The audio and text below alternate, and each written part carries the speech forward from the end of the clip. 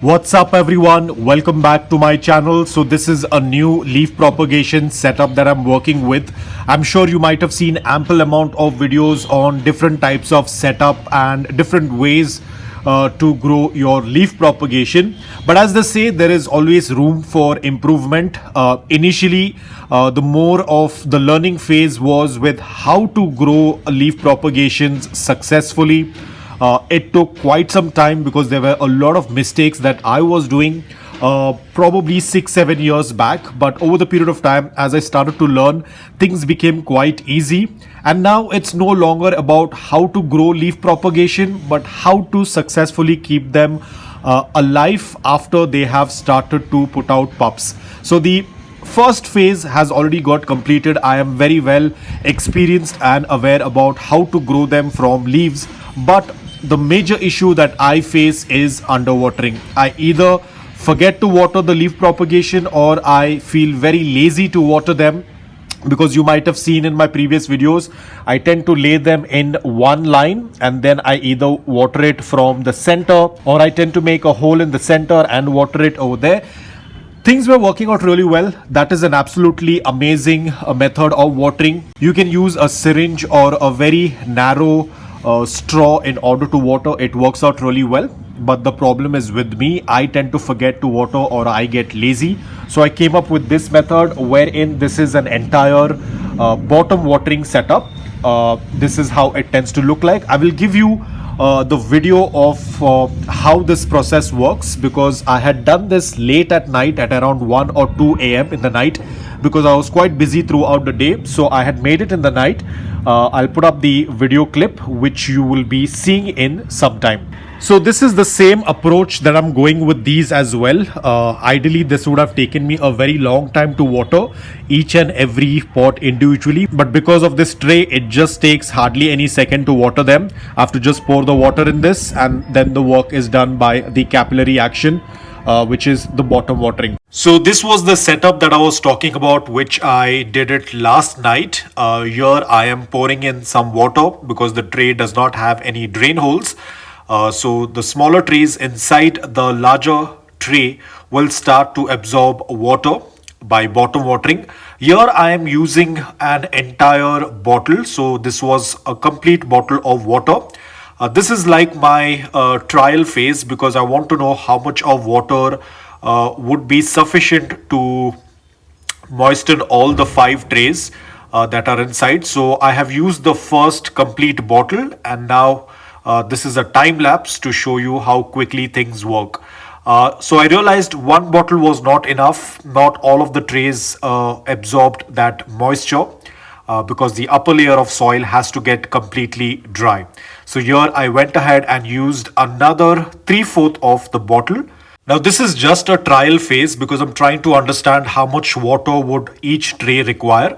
So here I went ahead and added another 3/4 of the bottle of water, and I realized that this tray would require at least one bottle and maybe 1/4 or another half of the second bottle.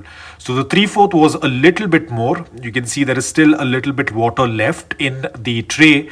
So the next time, this was just the trial phase. Now I'm very sure that how much water I need to add according to that, because I do not want to overwater the leaf propagation. So this is all about trial and experimenting, because once we start putting the leaves on this, we cannot afford to then understand the watering needs. It's always better to do this well in advance. So now I'm very thorough with this, that it would require one bottle full and probably half of the second bottle.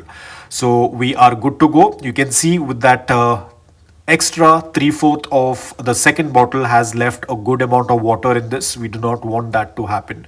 So overall, this is working out really well. All of the 5 containers are completely moist. This is how it should look like. You should bottom water until the upper layer of soil starts to turn darker in color. This tray is ready, but it is moist, as you can see. So I had prepared another tray. I'm going to show you that. And here we go. Our tray is ready. This is the tray number 1, which was already set up. You can see this. These are all the flower stalk leaves that I had put in. I don't know if they are going to be successful, but I do see the first one. I'll take it out and show it to you. This is the first one. You can see it has rooted. This is from the flower stalk. So pretty excited. I know I promised that I won't be doing any leaf propagations this year, but when it comes to succulents, you get a little bit carried away, you get a little bit greedy, and you want to have more and more of succulents. So I went ahead and did this. Now, in order to push in as many leaves as possible, you can see some of them are slanting. I will see how this tends to work. If it is successful, I can carry this process ahead, because we do not need to be worried. The pups will assign themselves in a straight line, even though they are crooked, but the pups are going to come up straight. That's what I hope. But we will see how it tends to work, because I want to maximize that little space as much as I can. It's a little bit overstocked. Now, ideally what I used to do is I used to leave space like this, and I used to water in the between, which used to take a very long time, as you can see.